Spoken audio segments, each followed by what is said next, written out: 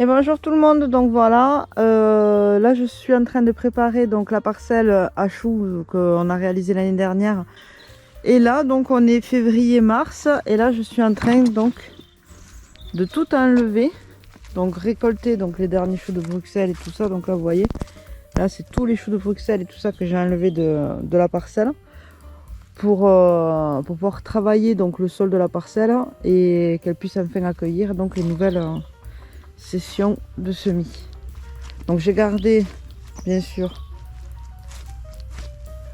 un pied de chou de Bruxelles pour pouvoir bénéficier donc des graines. Voilà. Donc il est super beau. Donc j'ai mis un renfort parce qu'il y a pas mal de vent en ce moment. Donc voilà, au moins ça va éviter qu'il se couche. Donc j'ai récolté bien sûr avant de jeter donc les choux de Bruxelles qui restaient donc sur les pieds. Donc ça va partir. Je vais les blanchir et je vais les congeler ou les mettre en bocaux.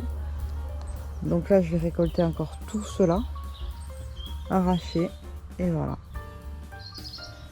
Donc une fois que tout ça sera fait, on se retrouve.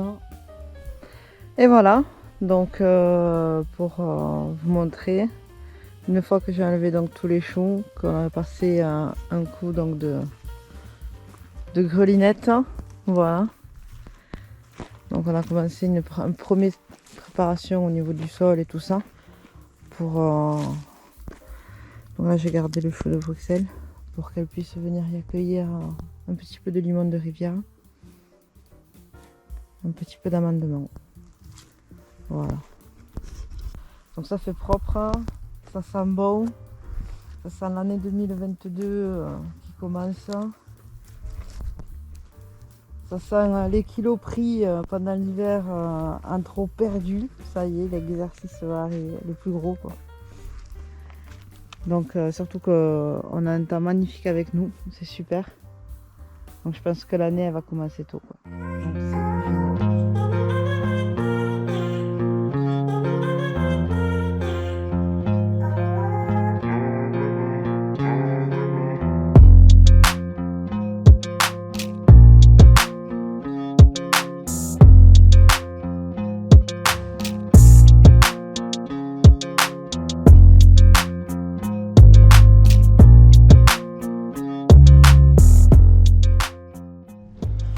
Bon, ben voici la nouvelle zone où on va installer les petits pois.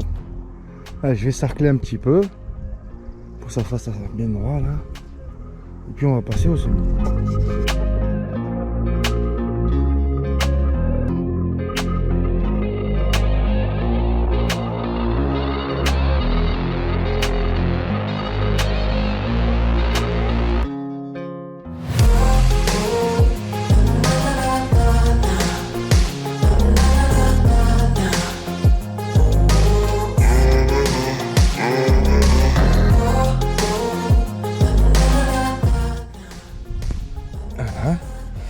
Et plutôt que la serfouette, on va prendre ici un butoir à main pour faire une petite rigole des deux côtés qui va me permettre de pouvoir venir buter ensuite les petits pois une fois qu'ils seront sortis, parce que vu que je ne tuteur pas, il va falloir que je les bute.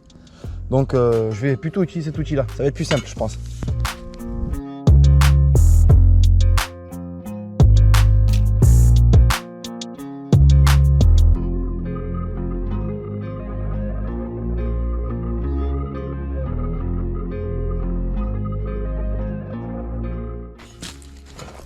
Voilà qui est fait. Bien évidemment, comme on le voit au soleil, je suis plein sud. C'est l'idéal pour ce genre de culture. Donc je vais espacer d'à peu près 40 cm, 50 cm, le deuxième rang.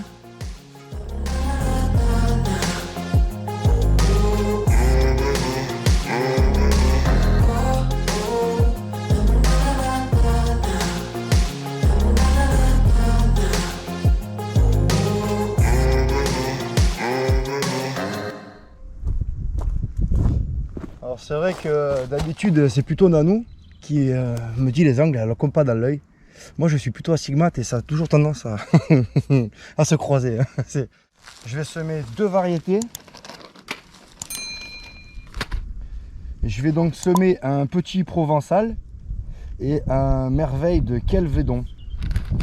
Voilà, pour ceux qui reconnaissent les paquets, c'est des paquets tout neufs ce coup-ci. Hein. J'ai pas fait l'année dernière, j'ai pas fait de semis pour les petits pois comparativement aux années précédentes. Et du coup, ben, j'ai acheté ça à Lidl. Voilà, c'est Lidl. Je trouve que le rapport qualité-prix il est pas mal. C'est des petits sacs de 35 grammes. Donc voilà, bon ben je vais faire la deuxième tranchée.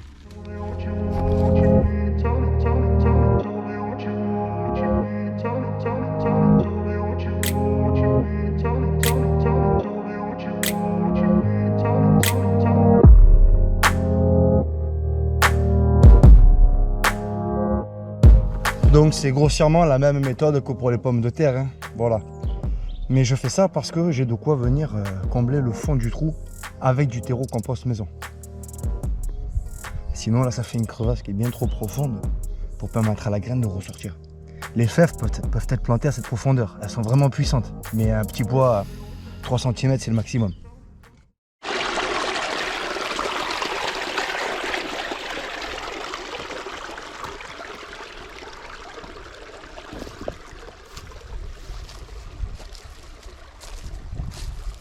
Voilà.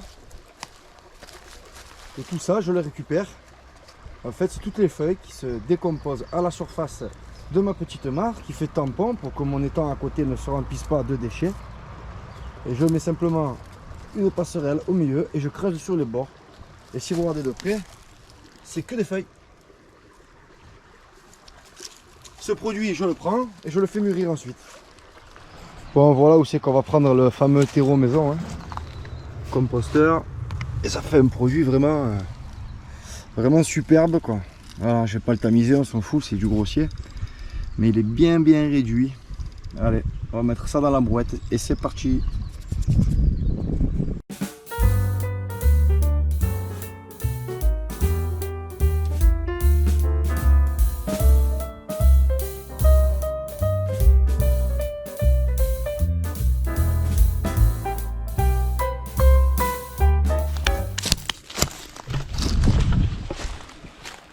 Bon ben voilà, une belle brouette bien remplie de compost bien mûr, voilà. Tac, allez, on y va.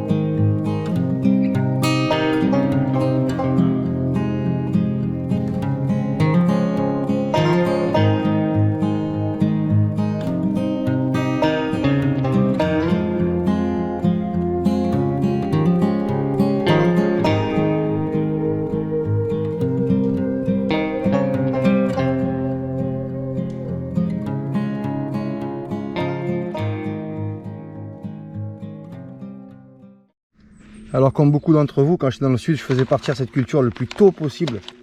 Mais ici, dans la région où je me trouve, avant la mi-mars, ça sert quasiment à rien. On se fait tout déglinguer par tout ce qui est limaces, machin, qui sort en fait dès que les premiers coups de soleil sont là, quoi. Vous voyez, l'herbe commence à sortir dès que j'ai l'herbage qui commence à pousser, quoi. Je peux commencer à semer tout ce qui est vert et à repiquer donc les salades, les choses comme ça, parce que avant, c'est pas la peine, je donne à manger en fait aux gastéropodes. Donc j'attends cette limite. Les premiers soleils peuvent se faire dans la première dizaine ou la dernière dizaine de mars, voilà. Très rarement jusqu'au mois d'avril, mais ça c'est vraiment pour moi qui suis en centre-France, hein.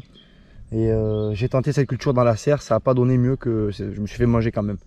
Donc là je la fais maintenant, il fait beau, la chaleur est suffisante, la terre s'est bien réchauffée et je vais même pouvoir commencer à mettre les premiers paillis, pas tout de suite parce que j'ai encore de la pluie qui arrive, mais d'ici je pense la première dizaine d'avril, on va pouvoir commencer à mettre tout ce qui est paillage.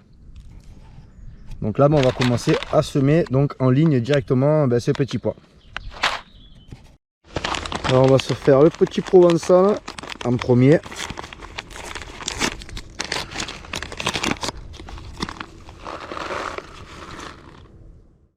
On va faire un semis plutôt clair, hein, voilà.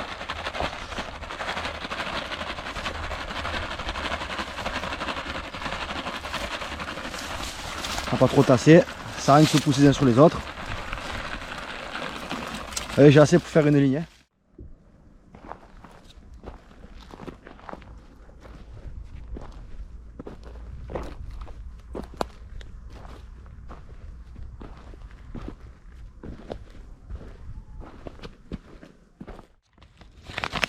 On fait pareil à côté pour la merveille de Kelvedon.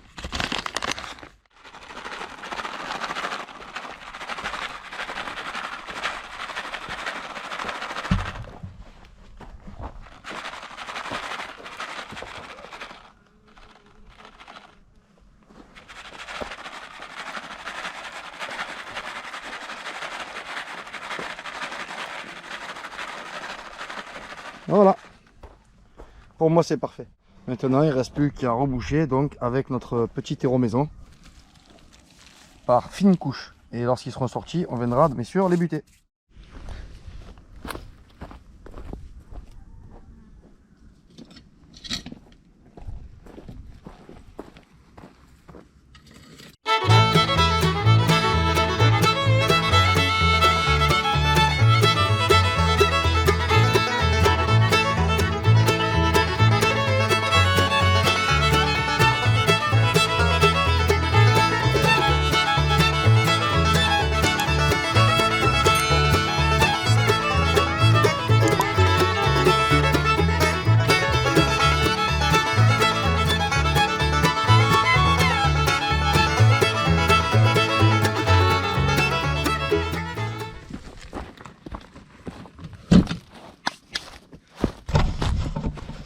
Donc vous voyez, là, il ne faut pas beaucoup finalement, hein. Une demi-brouette et j'en ai largement assez. Donc pour ceux qui n'ont pas accès à ce genre de produit, pourquoi pas un sac de terreau à la limite si vraiment la terre n'est pas géniale. Vous voyez, c'est totalement colonisé par du mycélium ici, là.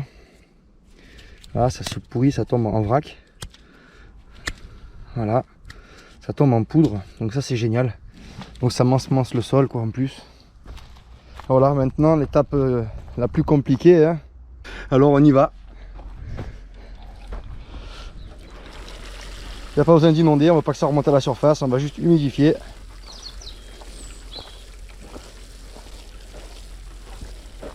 Et allez, retour. Ça sera parfait. Très important, pendant les 3, 4, 5 premiers jours, bien suivre l'arrosage, il ne faut pas que ça sèche, coup de soleil. Hein, faites attention. C'est fragile au moment de la montée, si ça commence à sortir, que ça germe et que ça se déglingue, c'est pas quelque chose qui va repousser après. Pas comme la pomme de terre, hein. Voilà. Donc moi bien sûr il fait encore trop froid et trop humide pour que je paille. Ça sert à rien, c'est bon pour les maladies, c'est bon pour les limaces. Voilà, je vais venir pailler quand j'aurai vraiment besoin que la terre conserve son humidité. Pour nourrir le sol, moi j'utilise évidemment des petites plaquettes, hein, des broyats, hein, ça vous le savez maintenant.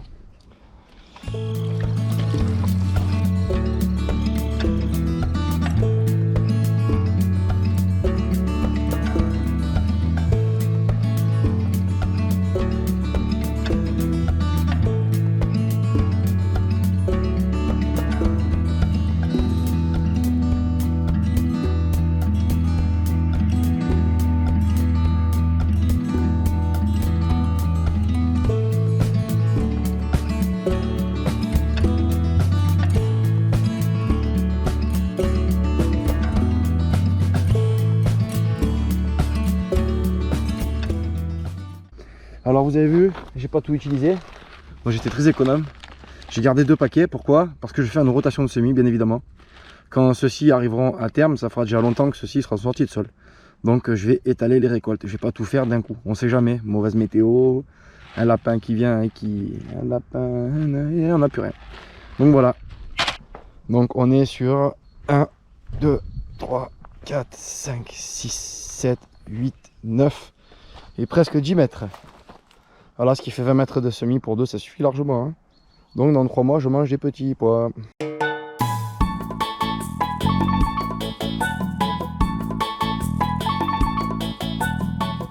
Voilà pour finaliser la vidéo, hein, vu que je passe avec le téléphone portable.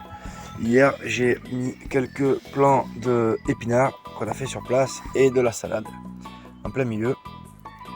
Et du coup, j'ai réussi à en mettre 10 salades, je crois, et 9 épinards. Donc voilà, même mélange. Hein. À chaque fois, j'ai fait un trou, j'ai mis une petite poignée de ce terreau maison que j'ai mis avec, et puis j'ai rebouché, j'ai arrosé, et puis voilà. Maintenant, c'est en plein soleil, il n'y a plus à attendre que ça sorte.